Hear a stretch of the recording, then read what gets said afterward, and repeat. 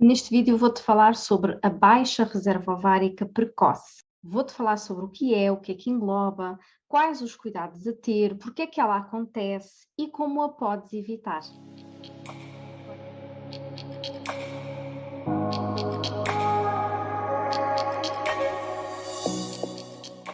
Então, o que é isto da baixa reserva ovárica precoce?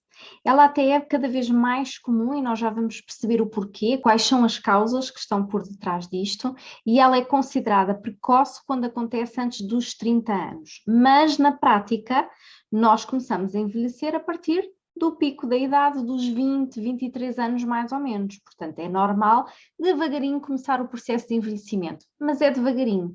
O problema é quando ele começa a acelerar demasiado antes do tempo. E os primeiros sinais que acontecem é quando a mulher começa a ter a amenorreia, que é o quê? São alterações na menstruação ou até deixar de ter a menstruação por completo.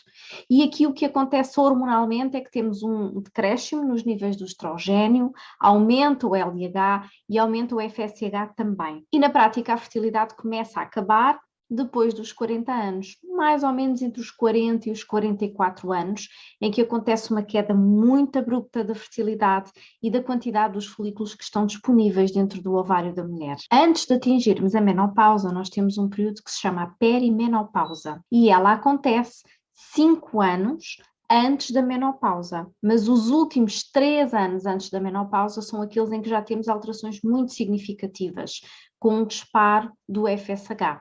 E estes sinais por si só já nos começam a dar algumas indicações de que a menstruação está a começar a parar. Mas nós só temos uma menopausa assumida quando faz 1 ano a partir da data da última menstruação. Aí, clinicamente, chama-se menopausa, mas demora 1 ano até nós conseguirmos verificar isso e dar um diagnóstico concreto. Quais são as causas? Elas podem ser variadas, desde fatores genéticos, ambientais, hábitos de vida, doenças que a mulher tenha, tudo isto vai afetar o eixo de produção das hormonas sexuais que vão desde o hipotálamo até cá abaixo aos nossos ovários. É normal que todos estes fatores pesem na nossa fertilidade. Agora, o problema é que nós estamos cada vez mais a pensar em engravidar já depois dos 35, numa fase em que já é normal ter menos fertilidade, e muitas das vezes temos algumas patologias, temos maus hábitos de vida que por si só também baixam a fertilidade. Então, fator idade tardia para a primeira gravidez, juntamente com outros fatores, isto pode agravar e dar aqui uma menopausa precoce. E gostava que percebesses quando é que isto pode acontecer. A menopausa precoce tem várias associações. Uma delas está relacionada com uma menarca precoce. A menarca é a data da tua primeira menstruação. É a idade com que menstruaste pela primeira vez. Portanto, se menstruaste cedo, podes vir a ter uma menopausa cedo. Mas o contrário não é verdade. Se menstruaste tarde, não quer dizer que a menopausa venha tarde. Depois tem em conta também aqui os fatores genéticos. Então, se a tua mãe ou se a tua avó tiver uma menopausa muito cedo, a tua primeira gravidez deveria ser antes dos 30 anos. E existem aqui também outros fatores que eu te queria falar que nem sempre se fala é sobre a inflamação. Já se percebeu que quanto mais inflamação nós temos, mais deterioramos a função dos ovários, então mais envelhecimento precoce. E o que é que causa a inflamação? Então temos a idade, temos o stress oxidativo, que tudo isto vai causar uma disfunção nas mitocôndrias que nós temos nos óvulos. Então vamos olhar para as mitocôndrias como se fossem as pilhas de Duracell que estão à volta dos óvulos e que os mantêm funcionais.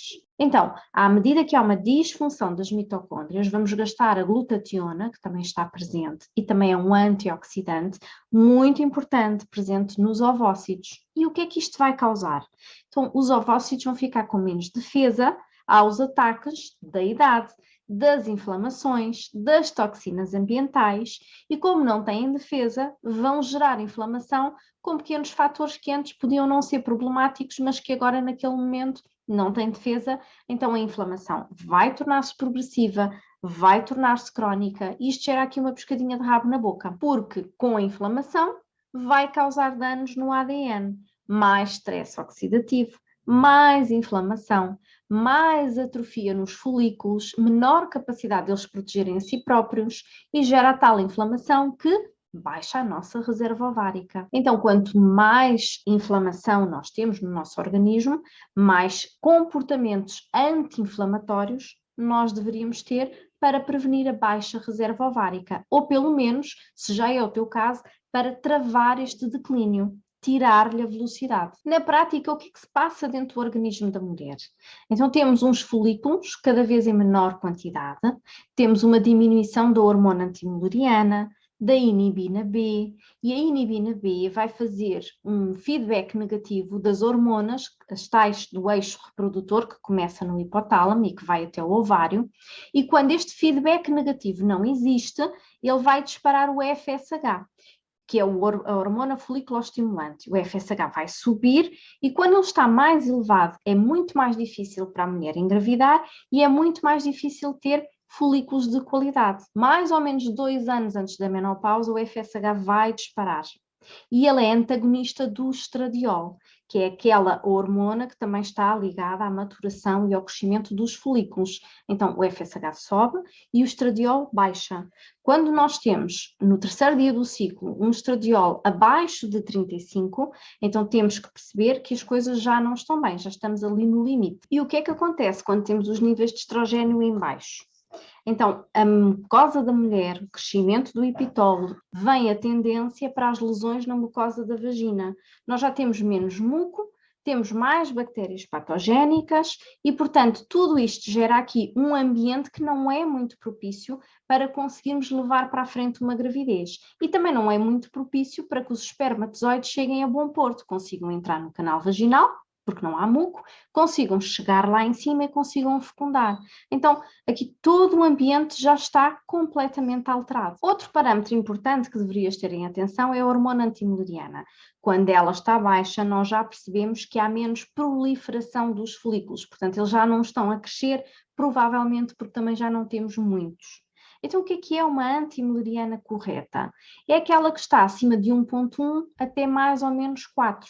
Mas atenção, por exemplo, se nós tivermos uma jovem de 20 anos com 1,1, sabemos que ela vai ter uma menopausa precoce e tem que ser avaliada. Mas a hormona antimileriana, ela varia muito consoante as etnias. Por exemplo, as japonesas têm tendencialmente uma hormona antimileriana mais elevada do que as europeias.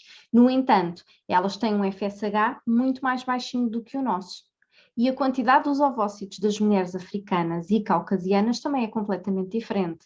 As africanas têm mais ovócitos e isso é explicado por uma razão, porque elas têm mais androgénios, aquelas hormonas tipicamente masculinas que nós mulheres também temos, mas elas têm maior volume do que as nossas.